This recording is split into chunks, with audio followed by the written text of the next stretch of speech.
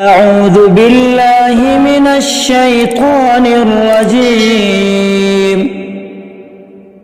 بسم الله الرحمن الرحيم.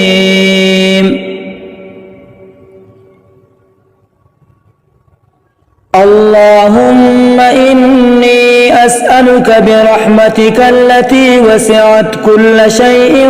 وبقوتك التي قهرت بها كل شيء وخضع لها كل شيء وذل لها كل شيء وبجبروتك التي غلبت بها كل شيء وبعزتك التي لا يقوم لها شيء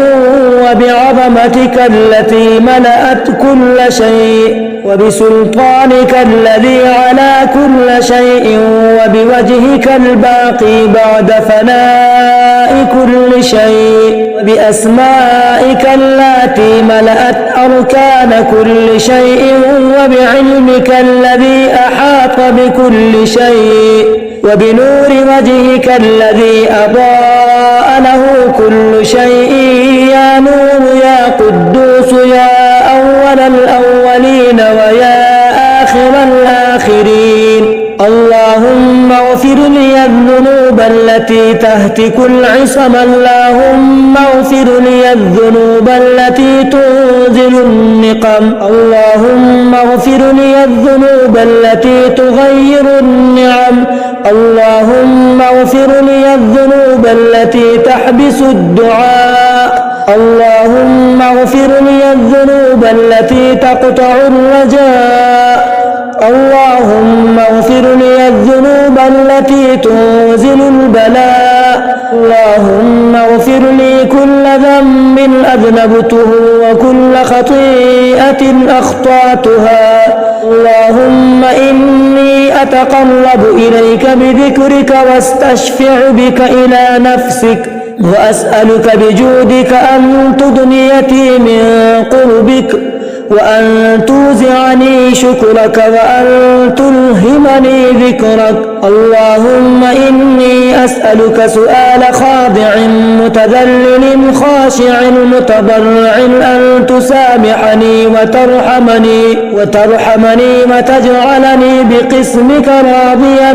قانعا وفي جميع الأهوال متواضعا. اللهم وأسألك سؤال من اشتدت فاقته وأنزل بك عند الشدائد حاجته وعظم فيما عندك رغبته. اللهم عظم سلطانك وعلى مكانك وخفي مكرك وظهر أمرك وغلب قهرك وجرت قدرتك ولا يمكن الفرار من حكومتك.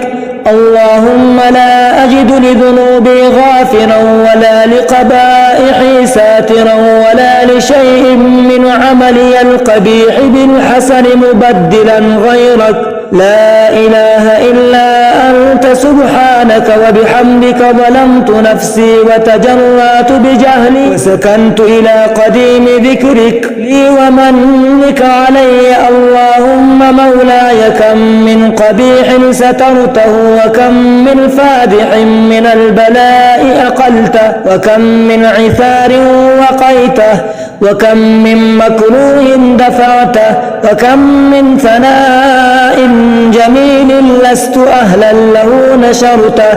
اللهم عظم بلائي وأفرط بي سوء حالي وقصرت بي أعمالي وقعدت بي أغلالي وحبسني عن نفعي بود أملي وخدعتني الدنيا بغرورها ونفسي بخيانتها ومطالي يا سيدي. وأسألك بعزتك ألا يحجب عنك دعائي سوء عملي وفعالي ولا تفضحني بخفي ما اطلعت عليه من سري ولا تعاجلني بالعقوبة على من عملته في خلواتي من سوء فعلي وإساءتي ودوام تفريطي وجهالتي وكثرة شهواتي وغفلتي، وكن اللهم بعزتك لي في كل الأحوال رؤوفا، وعلي في جميع الأمور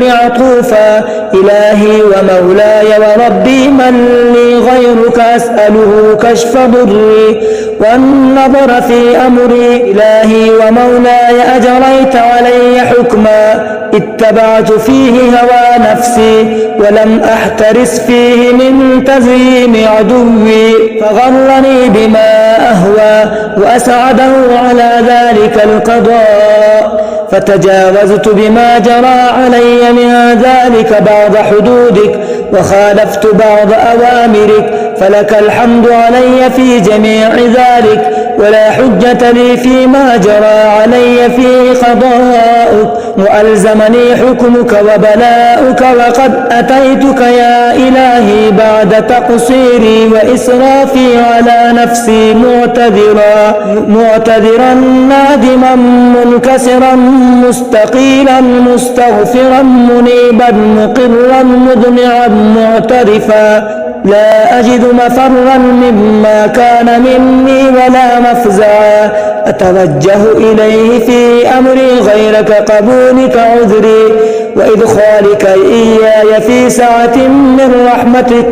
اللهم فاقبل عذري وارحم شدة ضري، فكني من شد وثاقي. يا رب ارحم ضعف بدني ورقة جلدي ودقة عظمي، يا من بدأ خلقي وذكري وتربيتي وبري وتعزيتي. هبني لابتداء كرمك وسالف بربك بي يا إلهي وسيدي وربي، أتراك معذبي بنارك بعد توحيدك، وبعد من طوى عليه قلبي من معرفتك، لهج به لساني من ذكرك، واعتقده ضميري من حبك، وبعد صدق اعترافي ودعائي خاضعا لربوبيتك. هيهات أنت أكرم من أن تضيع من ربيته، أو تبعد من أذنيته، أو تشرد من آويته، أو تسلم إلى البلاء من كفيته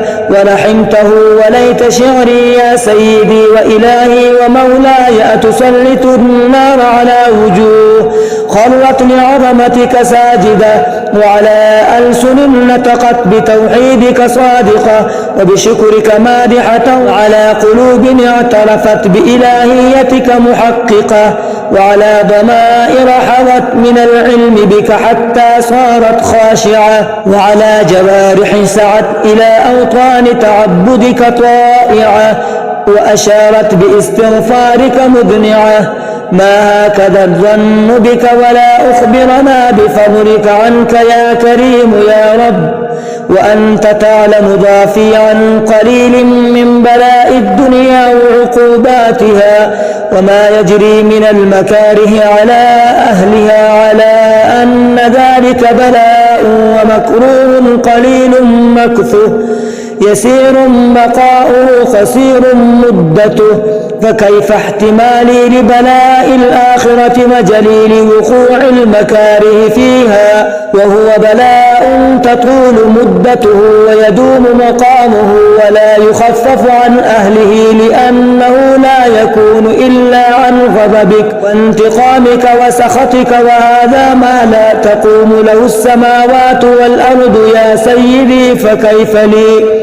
وأنا عبدك الضعيف الذليل الحقير المسكين المستكين. يا إلهي وربي وسيدي ومولاي، لأي الأمور إليك أشكو ولما منها أضج وأبكي، لأليم العذاب وشدته أم لطول البلاء ومدته. فلئن صيرتني للعقوبات مع أعدائك وجمعت بيني وبين أهل بلائك، وفرقت بيني وبين أحبائك وأوليائك فهبني يا إلهي وسيدي ومولاي وربي صبرت على عذابك فكيف أصبر على فراقك وهبني صبرت على حر نارك فكيف أصبر على النظر إلى كرامتك كيف أسكن ورجائي عفوك فبعزتك يا سيدي ومولاي أقسم صادقا لئن تركتني ناطقا لأضجن إليك بين أهلها ضجيج الأماملين ولأصرخن إليك صراخ المستصرخين ولأبكين عليك بكاء الفاقدين ولأنادينك أين كنت يا ولي المؤمنين يا غاية أمان العارفين يا غياث المستغيثين يا حبيب قلوب الصادقين يا إله العالمين أفتراك سبحانك يا إلهي وبحمدك تسمع فيها صوت عبد مسلم جن فيها بمخالفته وذاق طعم عذابها بمعصيته وحبس بين أطباقها بجرمه وجريرته وهو يضج إليك ضجيج مؤمل لرحمتك ويناديك بلسان أهل توحيدك ويتوسل إليك بربوبيتك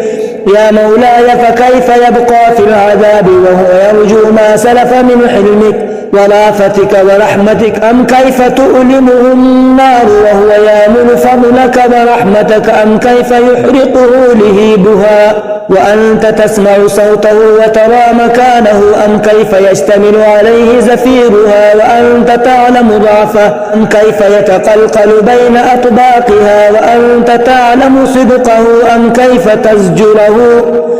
كيف تزجره زبانيتها وهو يناديك يا ربه كيف يرجو فضلك في عتقها منها فتتركه فيها هيات ما ذلك الظن بك ولا المعروف من فضلك ولا مشبه لما عاملت به الموحدين من برك وإحسانك فباليقين أقطع لولا ما حكمت به من تعذيب جاحديك وقضيت به من إخلاد معانديك لجعلت النار كلها بردا وسلاما وما كانت لأحد فيها مقرا ولا مقاما لكنك تقدست أسماؤك أقسمت أن تملأها من الكافرين من الجنة والناس أجمعين وأن تخلد فيها المعاندين وأن تجل ثناؤك قلت مبتدئا وتطولت بالأعنام متكلما أفما كان مؤمنا كما كان فاسقا لا يستوون إلهي وسيدي فأسألك بالقدرة التي قدرتها وبالقضية التي حتمتها وحكمتها وغلبت عمن عليه أجريتها أن تهب لي في هذه الليلة وفي هذه الساعة كل جرم أجرمته وكل ذنب أذنبته وكل قبيح أسررته وكل جهل عملته كتمته أو أعلنته أخفيته أو أظهرته وكل سيئة أمرت بإثباتها الكرام الكاتبين الذين وكلتهم بحفظ ما يكون مني وجعلتهم شهودا علي مع جوارحي وكنت أنت الرقيب علي من ورائهم والشاهد لما خفي عنه وبرحمتك أخفيته وبفضلك سترته أن توفر حظي من كل خير أنزلته أو إحسان فضلته أو بر نشرته أو رزق بسطته أو ذنب تغفره أو خطأ تستره يا ربي يا ربي يا رب إلهي وسيدي ومولاي ومالك رقي يا من بيده ناسيتي يا عليما بضري ومسكنتي يا خبيرا بفقري وفاقتي يا ربي يا ربي يا ربي أسألك بحقك وقدسك وأعظم صفاتك وأسمائك أن تجعل أوقاتي من الليل والنهار بذكرك معمورة وبخدمتك ووصوله وأعمالي عندك مقبولة حتى تكون أعمالي أو أورادي كلها برضا واحدا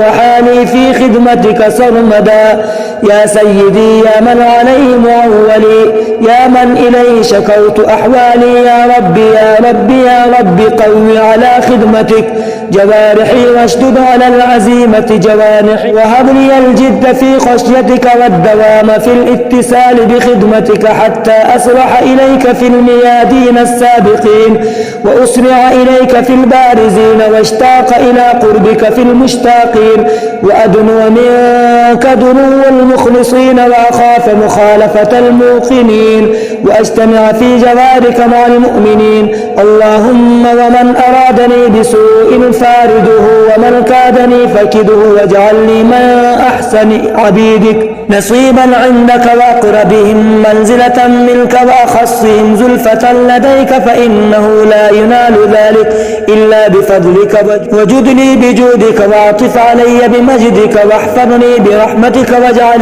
لساني بذكرك لهجا، وقلبي بحبك متيما، ومن علي بحسن إجابتك، وأقلني عثرتي، واغفر زلتي، فإنك قضيت على عبادك بعبادتك، وأمرتهم بدعائك، وضمنت لهم الإجابة. فإليك يا ربي نصبت وجهي، وإليك يا رب مددت إلي، وبعزتك استجب لي دعائي، وبلغني مناياي، ولا تقطع من فضلك رجائي، واكفني شر الجن والإنس من أعدائي يا سريع الرضاء. اغفر لمن لا يملك إلا الدعاء، فإنك فعال لما تشاء، يا من اسمه دواء وذكره شفاء، وطاعته غنى. ارحم من لا سماله الرجاء، وسلاحه البكاء، يا سابغ النعم يا دافع النقم، يا نور المستوحشين في الظلم، يا عالما لا يعلم. صل على محمد